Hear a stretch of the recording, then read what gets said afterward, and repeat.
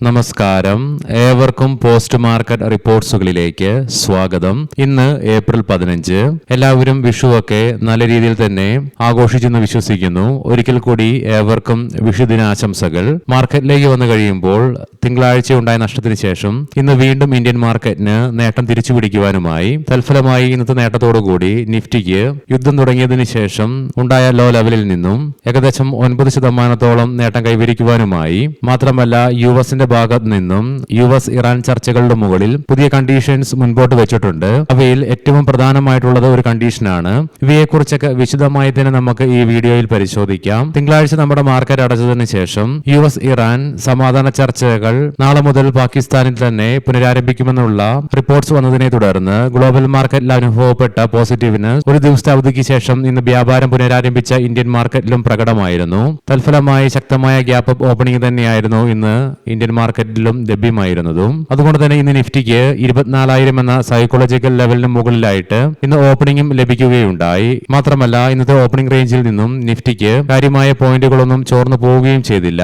വളരെ നാരോ ആയ ഒരു ട്രേഡിംഗ് റേഞ്ച് ഇന്ന് ക്രിയേറ്റ് ചെയ്യപ്പെടുകയും ചെയ്തുള്ളൂ, ഏകദേശം 135 പോയിന്റുകളുടെ. തൽഫലമായി ഇന്ന് നിഫ്റ്റിക്ക് 388 പോയിന്റുകളുടെ നേട്ടത്തോടുകൂടി 24,231 എന്ന ലെവലിൽ വ്യാപാരം അവസാനിപ്പിക്കുവാനായപ്പോൾ സെൻസെക്സിന് 1,263 പോയിന്റുകളുടെ നേട്ടത്തോടുകൂടിയും ബാങ്ക് നിഫ്റ്റിക്ക് 696 പോയിന്റുകളുടെ നേട്ടത്തോടുകൂടിയും വ്യാപാരം അവസാനിപ്പിക്കുവാനുമായി NSEയുടെ അഡ്വാൻസ് ഡിക്ലൈൻ റേഷ്യോയിലും 2,656 സ്റ്റോക്കുകൾക്ക് നേട്ടത്തോടുകൂടി വ്യാപാരം അവസാനിപ്പിക്കുവാനായപ്പോൾ ആകെ 351 സ്റ്റോക്കുകൾക്ക് മാത്രമേ നഷ്ടത്തോടുകൂടിയും വ്യാപാരം അവസാനിപ്പിക്കേണ്ടതായിട്ട് വന്നുള്ളൂ. Interglobe Aviation, Max Health Care, Power Grid Corporation, L&T, Eternal തുടങ്ങിയ സ്റ്റോക്കുകൾക്ക് ഇന്ന് നിഫ്റ്റിയിലെ ടോപ്പ് ഗെയിനേഴ്സ് ആയിട്ട് മാറുവാൻ സാധിച്ചപ്പോൾ doctor Reddy's Laboratories, Bharti Airtel, ICICI bank തുടങ്ങിയ സ്റ്റോക്കുകൾക്ക് ഇന്ന് നിഫ്റ്റിയിലെ ടോപ്പ് ലൂസേഴ്സ് ആയിട്ടും മാറേണ്ടതായിട്ട് വന്നു. സെക്ടർ വൈസ് നോക്കുമ്പോൾ ഇന്ന് എല്ലാ മേഖലകൾക്കും നേട്ടത്തോടുകൂടി തന്നെ വ്യാപാരം അവസാനിപ്പിക്കുവാനുമായി infra, media, reality, consumer durables, IT തുടങ്ങിയ മേഖലകൾക്ക് 2% നേട്ടവും കൈവരിക്കുവാനായി ബെഞ്ച് മാർക്ക് ഇൻഡസ്ട്രീസുകളെ മറികടന്നുകൊണ്ടുള്ള ഒരു പ്രകടനമാണ് ഇന്ന് ബോർഡർ മാർക്കറ്റ്സുകളും കാഴ്ചവെച്ചത്.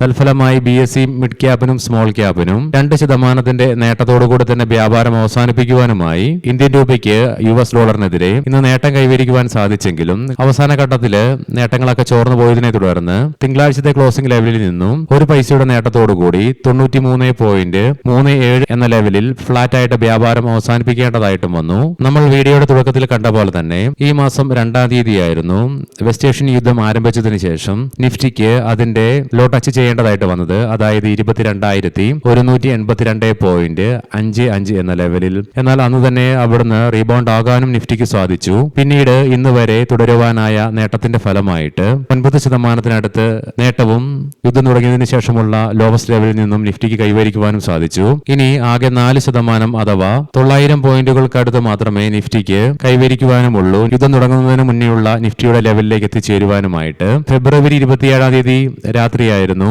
വെസ്റ്റ് ഏഷ്യൻ പ്രശ്നങ്ങൾക്ക് ആരംഭം കുറിച്ചത്. 27-ാം തീയതി ഫെബ്രുവരി വ്യാപാരം അവസാനിപ്പിച്ച നിഫ്റ്റി 25,178.65 എന്ന ലെവലിലുമായിരുന്നു. വെസ്റ്റ് ഏഷ്യൻ പ്രശ്നങ്ങൾ തുടങ്ങി സമാധാന ചർച്ചകൾക്കായിട്ടുള്ള മുൻകൈയെടുത്തത് മുതൽ യുഎസിന്റെ ഭാഗത്ത് നിന്നും 15 കണ്ടീഷൻസ് ആണ് ഇറാനെതിരെ നൽകുകയുണ്ടായത്. എന്നാൽ കഴിഞ്ഞയാഴ്ച ഇസ്ലാമാബാദിൽ നടന്ന ചർച്ച പരാജയപ്പെട്ടെങ്കിലും പിന്നീട് അനിശ്ചിതത്വം നിലനിൽക്കുകയും ചെയ്തു. എന്നാൽ തിങ്കളാഴ്ചയോടുകൂടി വീണ്ടും ചർച്ചകൾ പുനരാരംഭിക്കുമെന്നുള്ള ശുഭപ്രതീക്ഷകൾ വരികയും ചെയ്തു. എന്നാൽ ഇന്ന് വരുന്ന പുതിയ റിപ്പോർട്ടുകൾ പ്രകാരം പുതിയ കണ്ടീഷൻസ് യുഎസ് ഇറാന് മുൻപിൽ വെക്കുമെന്നുള്ള റിപ്പോർട്ട്സുകളാണ് വന്നുകൊണ്ടിരിക്കുന്നതും. അതിൽ യുഎസിന്റെ ഭാഗത്ത് നിന്നും ഏറ്റവും പ്രധാനപ്പെട്ട ഡിമാൻഡ് ഹോർമുസ് കടലിടുക്കിന്റെ റീ ഓപ്പണിംഗുമായി ബന്ധപ്പെട്ടുള്ള അവകാശമാണെന്നുള്ള റിപ്പോർട്ട്സ് ആണ് വരുന്നതും. ഓയിലിന്റെ വിലയിലുണ്ടായ ഇടിവിനെ തുടർന്ന് ഓയിൽ മാർക്കറ്റിംഗ് കമ്പനീസായ BPCL, HPCL, IOC തുടങ്ങിയ സ്റ്റോക്കുകളിൽ ഇന്ന് 5% ഉയർച്ചയും അനുഭവപ്പെട്ടു. ഇന്ന് മാർച്ച് മാസത്തെ ഇന്ത്യയുടെ ഹോൾസെയിൽ പ്രൈസ് ഇൻഫ്ലേഷൻ ഡാറ്റയുടെ റിലീസ് ഉണ്ടായിരുന്നു. ഫെബ്രുവരിയിലെ 2.13% നിന്നും മാർച്ച് മാസമായപ്പോൾ വെസ്റ്റ് ഏഷ്യൻ പ്രശ്നങ്ങളെ തുടർന്ന് ക്രൂഡ് ഓയിലിന്റെ വിലയിലുണ്ടായ ഉയർച്ച മൂലം 3.88% ഇന്ത്യയുടെ ഹോൾസെയിൽ പ്രൈസ് ഇൻഫ്ലേഷൻ ഉയർച്ച രേഖപ്പെടുത്തി. കഴിഞ്ഞ വർഷം ഇതേ മാസം, അതായത് മാർച്ച് മാസം 2025 ആകെ 2.25% ഇന്ത്യയിലെ ഹോൾസെയിൽ പ്രൈസ് ഇൻഫ്ലേഷനും. അതുകൊണ്ട് തന്നെ ഇയർ ഓൺ ഇയർ ബേസിസിലും മന്ത് ഓൺ മന്ത് ബേസിസിലും ശക്തമായ ഉയർച്ച തന്നെയാണ് ഹോൾസെയിൽ പ്രൈസ് ഇൻഫ്ലേഷനിൽ റിപ്പോർട്ട് ചെയ്യുകയും ഉണ്ടായത്. എന്നാൽ ഇന്ന് റിപ്പോർട്ട് ചെയ്യപ്പെട്ട ഇന്ത്യയുടെ ബാലൻസ് ഓഫ് ട്രേഡ് ഡേറ്റയിൽ ഫെബ്രുവരിയിലെ 2.7 ബില്യൺ ട്രേഡ് ഡെഫിസിറ്റിൽ നിന്നും മാർച്ച് മാസമായപ്പോൾ 20.7 ബില്യൺ US$ ആയിട്ട് ഇന്ത്യയുടെ ട്രേഡ് ഡെഫിസിറ്റ് കുറയുന്ന കാഴ്ചയുമാണ് കാണുവാനായിട്ടും സാധിക്കുക. വിതരണ തടസ്സങ്ങളും ആഗോള വിലയിലെ ചാഞ്ചാട്ടവും കൈകാര്യം ചെയ്യുന്നതിനായിട്ട് പെട്രോൾ, ഡീസൽ, LPG എന്നിവയ്ക്കായിട്ട് ഒരു സാമ്പത്തിക ബഫർ സൃഷ്ടിക്കുവാനായിട്ടുള്ള പരിഗണന ഇന്ത്യൻ ഗവൺമെന്റ് നടത്തുന്നുവെന്നുള്ള റിപ്പോർട്ട്സും വരുന്നുണ്ട്. ഇവയെക്കുറിച്ചുള്ള സ്ഥിരീകരണമൊന്നും ഔദ്യോഗികമായിട്ട് ഇതുവരെ വന്നിട്ടുമില്ല. ഇനി നമുക്ക് തിങ്കളാഴ്ചയുണ്ടായ നഷ്ടത്തിനു ശേഷം ഇന്ന് വീണ്ടും ഇന്ത്യൻ മാർക്കറ്റിനെ ശക്തമായ ഒരു നേട്ടത്തിലേക്ക് നയിക്കുവാൻ ഇടയാക്കിയ കാരണങ്ങൾ എന്തൊക്കെയാണെന്ന് പരിശോധിക്കാം. തിങ്കളാഴ്ച ഉച്ചതിരിഞ്ഞ് പുറത്തു വന്ന US ഇറാൻ സമാധാന ചർച്ചകൾ പുനരാരംഭിക്കുമെന്നുള്ള പ്രതീക്ഷ തന്നെയാണ് ഇന്ന് ഇന്ത്യൻ മാർക്കറ്റിനെയും ശക്തമായ ഒരു നേട്ടത്തിലേക്ക് നയിച്ചത്. അതുകൊണ്ട് തന്നെ വെസ്റ്റ് ഏഷ്യൻ പ്രശ്നങ്ങളുടെ മുകളിൽ അയവുവരുമെന്നുള്ള പ്രതീക്ഷയാൽ വീണ്ടും ബ്രെന്റ് ക്രൂഡിന്റെയും ക്രൂഡ് ഓയിലിന്റെയും വിലയിൽ അനുഭവപ്പെട്ട ശക്തമായ ഉയർച്ചയ്ക്ക് ശേഷം ശക്തമായ ഇടിവും പ്രതിഫലിച്ചു. തൽഫലമായി ബ്രെന്റ് ക്രൂഡിന്റെയും ക്രൂഡ് ഓയിലിന്റെയും വില കൂൾ ഓഫ് ആയിക്കൊണ്ട് 100 എന്ന സൈക്കോളജിക്കൽ ലെവലിന് താഴേക്കായിട്ട് എത്തിച്ചേർന്ന കാഴ്ചയും കാണുവാനായിട്ട് സാധിച്ചിരുന്നു. ഇന്ന് രാവിലെയൊക്കെ ഏകദേശം 95 എന്ന ലെവലിന് താഴെയായിട്ടായിരുന്നു ബ്രെന്റ് ക്രൂഡിന്റെയും ക്രൂഡ് ഓയിലിന്റെ വില വ്യാപാരം നടത്തിയിരുന്നതും. പിന്നീട് നേരിയ ഉയർച്ച മാർക്കറ്റ് ടൈമിൽ രേഖപ്പെടുത്തിയെങ്കിൽ കൂടിയിട്ടും, കൂടാതെ സമാധാന ചർച്ചകൾ പുനരാരംഭത്തെക്കുറിച്ചുള്ള പ്രതീക്ഷകൾ മൂലം ഇന്നലെ US മാർക്കറ്റുകൾക്കും ശക്തമായ നേട്ടത്തോടുകൂടി തന്നെ വ്യാപാരം അവസാനിപ്പിക്കുവാനുമായി. മാത്രമല്ല ഇന്ന് ഏഷ്യൻ മാർക്കറ്റ്സിലും ശക്തമായ പോസിറ്റീവ്നെസ് തന്നെയാണ് ദൃശ്യമാകുന്നതും. തൽഫലമായി ഗ്ലോബൽ ക്യൂസ് പോസിറ്റീവായിട്ട് മാറിയതും. ഇന്ന് ഇന്ത്യൻ രൂപയ്ക്ക് അമേരിക്കൻ ഡോളറിനെതിരെ ഫ്ളാറ്റായിട്ട് വ്യാപാരം അവസാനിപ്പിക്കേണ്ടി വന്നെങ്കിലും ഇന്നൊരു ഘട്ടത്തിൽ ഇന്ത്യൻ രൂപയ്ക്ക് അമേരിക്കൻ ഡോളറിനെതിരെ 20 പൈസയുടെ നേട്ടം കൈവരിക്കാനായതും ഇന്ത്യൻ മാർക്കറ്റിന് ഗുണം ചെയ്യുകയും ചെയ്തു. മാത്രമല്ല പിന്നീട് നേട്ടങ്ങൾ ചോർന്നു പോയെങ്കിലും നഷ്ടത്തിലേക്ക് പോവുകയും ഉണ്ടായില്ല. ഫ്ളാറ്റായിട്ട് വ്യാപാരം അവസാനിപ്പിക്കുവാനായതും. കൂടാതെ തിങ്കളാഴ്ച അതിശക്തമായ ഗ്യാപ് ഡൗൺ ഓപ്പണിംഗിനെ തുടർന്ന് ക്ലോസിംഗ് ബേസിസിൽ 8.25% ഉയർച്ചയോടുകൂടി ക്ലോസിംഗ് രേഖപ്പെടുത്തിയ ഇന്ത്യ വിക്സ് ഇന്ന് 9% കൂൾ ഓഫ് ആയിക്കൊണ്ട് വീണ്ടും 19 എന്ന ലെവലിന് താഴെയായിട്ട് 18.66 എന്ന ലെവലിലായിട്ട് ക്ലോസിംഗ് രേഖപ്പെടുത്താനായതും ഇന്ത്യൻ മാർക്കറ്റിന്റെ ഇന്നത്തെ മുന്നോട്ടുള്ള കുതിപ്പിന് കരുത്തു പകരുകയും ചെയ്തു.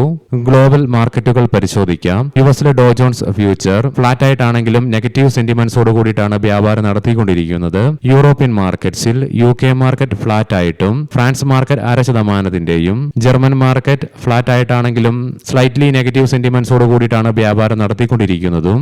ഏഷ്യൻ മാർക്കറ്റ്സിൽ ഇന്ന് ആകെ ഇന്തോനേഷ്യൻ മാർക്കറ്റിന് മാത്രമേ നഷ്ടത്തോടുകൂടി വ്യാപാരം അവസാനിപ്പിക്കേണ്ടതായിട്ട് വന്നുള്ളൂ. ഇന്തോനേഷ്യൻ മാർക്കറ്റിന് 0.25% നഷ്ടം സംഭവിക്കുകയും ചെയ്തു. കൊമോഡിറ്റിയിലേക്ക് വരുമ്പോൾ ബ്രെന്റ് ക്രൂഡിന്റെയും ക്രൂഡ് ഓയിലിന്റെയും വിലയിൽ 1.5% ഉയർച്ചയാണ് അനുഭവപ്പെടുന്നത്. ബ്രെന്റ് ക്രൂഡിന്റെ വില $96.36 പെർ ബാരൽ എന്ന നിലയിലേക്ക് എത്തിച്ചേർന്നപ്പോൾ ക്രൂഡ് ഓയിലിന്റെ വില $92.73 പെർ ബാരൽ എന്ന നിലയിലേക്കും എത്തിച്ചേർന്നു. അതേസമയം ഗോൾഡിന്റെ വിലയിൽ 1% ഇടിവാണ് അനുഭവപ്പെടുന്നത്. $4,794.75 പെർ ഔൺസ് എന്ന നിലയിലായിട്ടാണ് ഗോൾഡിൽ വ്യാപാരം നടന്നുകൊണ്ടിരിക്കുന്നതും. ഇനി നമുക്ക് ഇന്നത്തെ പ്രധാനപ്പെട്ട ചില സ്റ്റോക്കിംഗ് ന്യൂസുകൾ പരിശോധിക്കാം. മുൻകൂട്ടി ഓർമ്മിപ്പിച്ചുകൊള്ളട്ടെ, ഇത് ഒരു ബൈ ഓർ സെൽ റെക്കമെൻഡേഷൻ അല്ല. ഗെയിൽ ഇന്ത്യ ഉത്തർപ്രദേശിലും മഹാരാഷ്ട്രയിലും 700 മെഗാവാട്ട് സൗരോർജ്ജ പദ്ധതികൾക്കായിട്ട് കമ്പനി 3,800 കോടി രൂപ നിക്ഷേപിക്കുമെന്നുള്ള റിപ്പോർട്ട്സ് വരുന്നുണ്ട്. ഉജ്ജീവൻ സ്മോൾ ഫൈനാൻസ് ബാങ്കിന്റെ യൂണിവേഴ്സൽ ബാങ്കിംഗ് അപേക്ഷ റിസർവ് ബാങ്ക് തൽക്കാലം നിരസിച്ചു. ഇതിനെ തുടർന്ന് ഇന്ന് സ്റ്റോക്കിൽ 5% ഇടിവ് ഇൻട്രാഡേ ബേസിസിലും അനുഭവപ്പെട്ടു. ഇന്റലക്ട് ഡിസൈൻ അറീന ഇസ്ലാമിക് ബാങ്കുകൾക്ക് ശരിയത്ത് സമഗ്രത ഉറപ്പാക്കുന്ന ക്ലൗഡ് നേറ്റീവായ eMatch.ai Islamic banking platform company ആരംഭിച്ചു. റാഷി പെരിഫറൽസ് ഏപ്രിൽ 16 പൊതുവായ ബിസിനസ് കാര്യങ്ങൾ പരിഗണിക്കുന്നതിനായിട്ട് കമ്പനിയുടെ ബോർഡ് മീറ്റിംഗ് ചേരും. മുത്തൂറ്റ് ഫൈനാൻസ് ഇൻഷുറൻസ് ഡിസ്ട്രിബ്യൂഷൻ ബിസിനസ്സിലേക്ക് കമ്പനി കടക്കാൻ പദ്ധതിയിടുന്നു എന്നുള്ള റിപ്പോർട്ട്സ് വരുന്നുണ്ട്. എക്സ്ഹിക്കോൺ ഇവന്റ്സ് പഞ്ചാബിലെ ആദ്യത്തെ കൺവെൻഷൻ ആൻഡ് എക്സിബിഷൻ സെന്ററിനുള്ള പ്രൈവറ്റ് പബ്ലിക് പാർട്ണർഷിപ്പ് ബിഡ് കമ്പനിക്ക് ലഭിച്ചു. Diamond Power Adani Electricity Mumbai ലിമിറ്റഡിൽ നിന്ന് 45.5 കോടി രൂപയുടെ കേബിൾ വിതരണ ഓർഡർ ലഭിച്ചു. AVI പോളിമേഴ്സ് കമ്പനിയുടെ സമ്പൂർണ്ണ ഉടമസ്ഥതയിലുള്ള ഉപസ്ഥാപനം കൃഷിബടി എന്ന AI അധിഷ്ഠിത സ്മാർട്ട് ഫാമിംഗ് ആപ്പ് പുറത്തിറക്കി. ഇതുവഴി ഇന്ത്യൻ ചെറുകിട കർഷകർക്കായി ഒന്നിലധികം ഭാഷകളിൽ ശബ്ദം, വാചകം, ചിത്രം എന്നിവ ഉപയോഗിച്ചുകൊണ്ടുള്ള രൂപകൽപ്പനയാണ് ചെയ്തിരിക്കുന്നതും. Marco Lines Payments Technology Technologies വിജയവാഡയിലെ സ്പോർട്സ് അതോറിറ്റിയിൽ നിന്ന് 29.4 കോടി രൂപയുടെ ഓർഡർ കമ്പനിക്ക് ലഭിച്ചു. ഏവർക്കും ശുഭരാത്രി നേരുന്നു. നാളെ രാവിലെ പ്രീ മാർക്കറ്റ് റിപ്പോർട്ട്സുമായി കണ്ടുമുട്ടാം. നന്ദി, നമസ്കാരം.